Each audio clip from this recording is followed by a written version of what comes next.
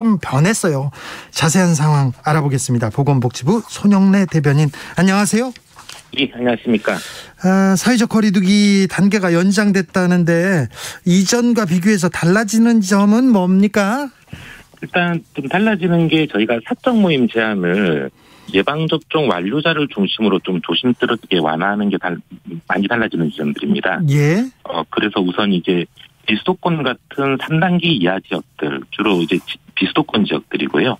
여기에는 기존에 4인까지만 사적 모임이 가능하셨는데, 이제 예방접종 완료자로만 추가하기 시작하면 8명까지 모임이 가능해집니다. 아, 예. 4명에 예방접종을 했다면 8명까지 모일 수 있다고요? 예, 8명까지 가능해지시고, 네. 그리고 이거는 어느 장소든 상관없습니다. 집에서 모이셔도 되고, 네. 뭐 식당을 가셔도 되고, 뭐 노련식장이라든지 다른 데를 가셔도 다 적용되는 규정입니다. 다만 이제 수도권 지역은 조금 조심스러워서 저희가, 네. 수도권 지역은 현재 18시 이전까지는 4명까지 모임이 가능하고 18시 이후에는 2명까지 모임이 가능하시도록 되어 있는데요. 그렇죠.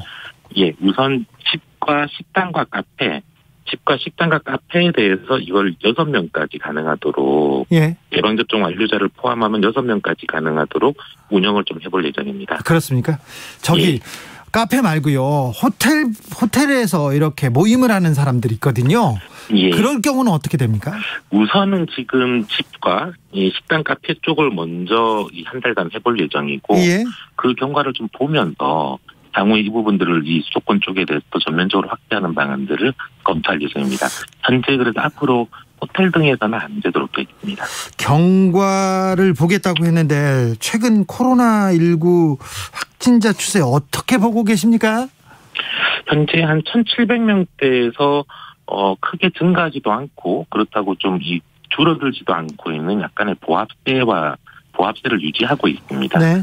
아직 환자 규모가 좀 크다 보니까 안심하기는 좀 어려워서 이번에 저희가 좀 전면적으로 방역 조치를 완화하기는 좀 어려운 상황인 거고요. 네. 다만 이제 예방접종이 좀 순조롭게 진행되고 있어서 아마 제가 이러한 접종 속도면 9월 중하순부터는 이런 예방접종의 전파를 차단하는 효과라든지 중증 환자들이 감소하는 효과들이 좀 본격화될 거라고 보고 있어서, 현재와 같은 상황을 유지하면서 9월 중하순 정도가 되면 좀 더 안정화될 수 있지 않을까라고 판단하고 있는 중입니다. 2달 가까이 코로나 추세가 꺾이지 않는 걸 보는데 거리두기 강화 효과가 조금 떨어진 거 아닌가, 이렇게 우려하는 사람도 있습니다.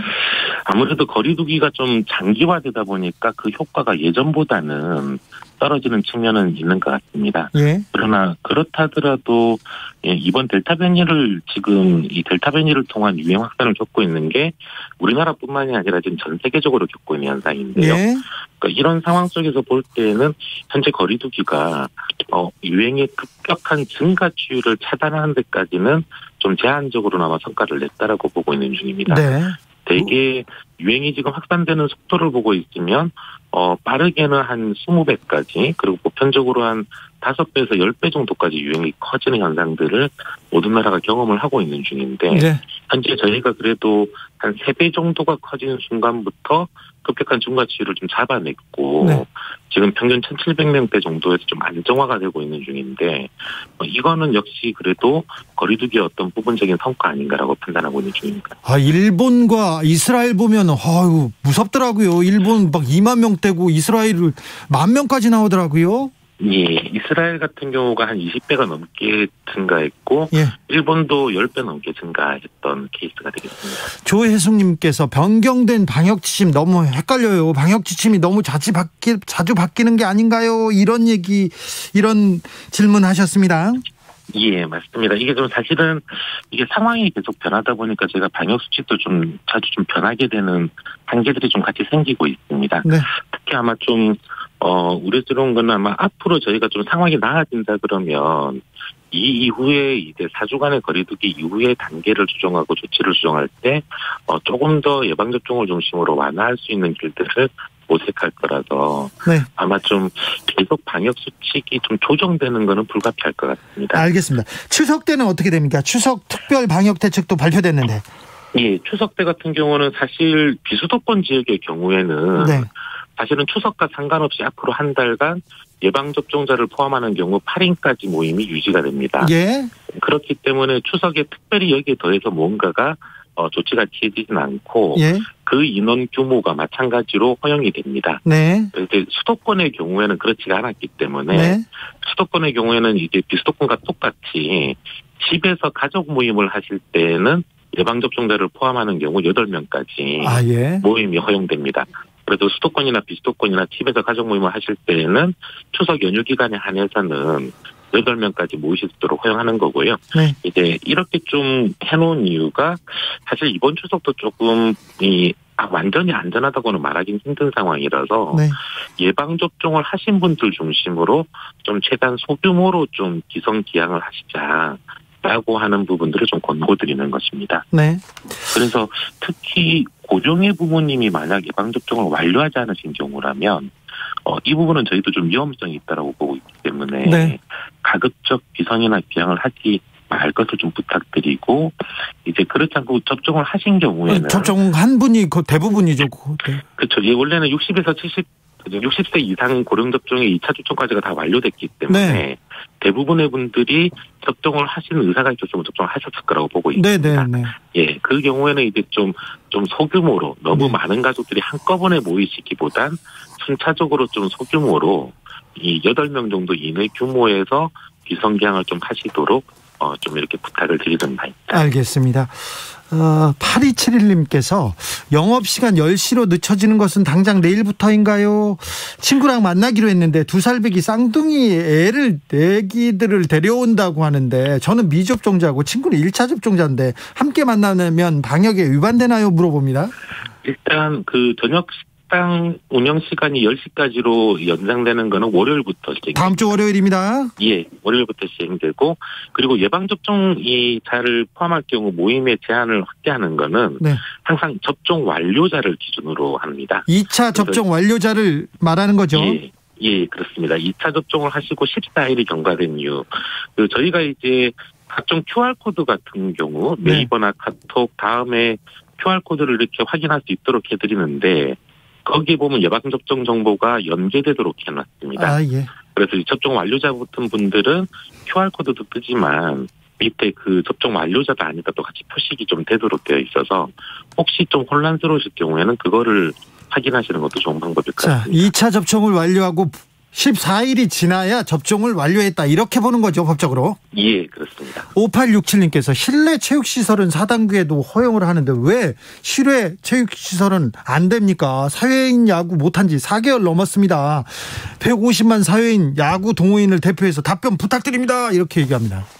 예. 실외 체육시설이 금지되어 있는 것이 아니고 지금 말씀하신 대로 이제 동호회 스포츠 시설 중에서 4명을 넘어가는 경우들이 좀 생기게 됩니다. 예. 그러니까 이 경우가 그 체육시설 자체를 금지했다기보단 사적 모임을 4명 이상 하는 부분들을 차단하다 보니까 그로 인해서 결과적으로 해당 이 운동 분야에 있어서는 경기가 어려워지는, 경기가 불가능해지는 그런 상황이 지금 나타나고 있는 것입니다. 야구나 축구 같은 경우는 4명 이상이 하기가 되게 당연히 4명 이상의 인원이 필요하다 보니까 조기 축구회나 조기 운동단체나 동호회 단체들에서 경기를 하실 수가 없게 되는 부분들입니다. 네. 이게 3단계까지는 저희가 이런 운동들을 사적 모임의 예외로서 인정을 해드리고 있는데 사실 4단계적의 경우에는 이게 유행 위험성이 커서 이 부분 사적 모임의 예외를 축소시키다 보니까 지금 이렇게 된 부분들이고요. 아마 저희가 말씀드렸다시피 이번 거리두기 때는 아직 좀 위험성이 있다고 봐서 좀 제한적으로 방역을 완화하지만 9월 한 달간 좀 잘 관리가 되고 접종이 이렇게 순조롭게 차근차근 진행된다 그러면 이 다음번 거리두기 때는 좀 더 추가적인 완화들을 검토하게 될 거라서 알겠습니다. 그때 또 적극적으로 검토해 보겠습니다. 동호인 야구, 동호인 조기 축구 이분들의 피해가 크니까 9월 동안 이분들이 열심히 거리두기 하시겠다고 합니다. 그러니까 좀 살펴주십시오, 이번에는. 예, 그렇게 하겠습니다. 네, 실외에서 체육합니다. 실외에서 잔디밭에서 이제 모래밭에서 달려다니니까 이 부분들도 조금 감안해 주십시오. 모더나 백신은 잘 들어오고 있습니까? 백신 물량 괜찮습니까? 예, 모더나 백신은 지금 저희가 당초 협의했던 대로 차곡차곡 들어오고 있습니다. 네. 어저께 저희가 102만 1천여 분이 들어왔고, 오늘도 90만 5천여 분이 들어올 거고, 들어왔고요. 네. 그리고 또 주말까지 계속 좀 순차적으로 들어오게 되어 있습니다. 백신 접종 지금 계획대로 되고 있습니까? 예, 현재 지금 이 예약된 분들에 대해서는 뭐 전혀 예약을 변경하나 그럴 필요 없이 네. 예정대로 접종을 다 하실 수 있도록 물량은 갖춰져 있고요. 예. 아마 지금 예약된 분들이 잘 접종을 받아주시면 저희가 추석 때까지 전 국민의 70% 이상이 1차 접종을 하시게 되고, 그리고 9월 말이 되면은 아마 국민의 절반 가까이가 2차 접종 완료까지 하시게 될 거라고 지금 보고 있는 중입니다. 네. 추석 연휴를 앞두고 마지막으로 국민들께 당부 말씀 부탁드리겠습니다. 예, 말씀드렸듯이 사실 아직은 조금 위험한 상황이지만 두 번의 이 국민적인 명절을 계속 좀 고향 방문을 못 하시고 자제해달라고 요청했던 부분들 때문에 이번 추석에는 좀 소규모로 예방접종자 중심으로 좀 소규모로 짧게 갔다 오시기를 좀 당부드리고 있는 중입니다. 예. 그래서 좀 이 부모님을 뵙고 하시고 하는 건 좋은데 항상 좀 이동 도중에 방역 수칙을 좀 잘 지켜주시고 위험성이 최소화되도록 함께 좀 잘 협력해 주시기를 당부드리겠습니다. 알겠습니다. 고생이 많은 거 알고 있습니다. 더 고생해 주십시오. 예, 감사합니다. 국민을 대표해가지고 대표할 위치는 아니지만 감사함과 미안함을 전합니다. 추석 잘 보내시고요. 손영래 보건복지부 대변인이었습니다. 교통정보센터 다녀올까요? 장현정 씨. 네, 금요일